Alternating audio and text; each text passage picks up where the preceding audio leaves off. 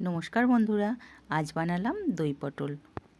নিরামিষ দিনে দই পটলটা খেতে ভালোই লাগে। প্রথমে পটলগুলো ভাজার জন্যই কেটে ফেলেছিলাম, কিন্তু হঠাৎ করে ইচ্ছা হলো একটু দই পটল খাবো, সেই জন্য পটলগুলো এই অবস্থাতেই ভেজে নিয়েছি আর গোটা গোটা পটল করিনি। তো ভালো করে উল্টে পাল্টে লাল করে ভেজে তুলে নেব। তারপর ওই তেলেতেই তেলটা গরম হয়ে গেলে একটু জিরে ফোড়ন দিয়ে ওতে আদা বাটা দিয়ে দিলাম। আদাটা বেশ কিছুক্ষণ নেড়ে নেওয়ার পরে তারপর ওই তেলটাতে দিয়ে দিলাম আগে থেকে ফেটানো টক দই। ওতে দিয়ে দিয়েছিলাম ধনে গুঁড়ো, জিরে গুঁড়ো, নুন, হলুদ, লঙ্কা গুঁড়ো পরিমাণ মতো দিয়ে ওটা আরও বেশ কিছুক্ষণ কষিয়ে নেব।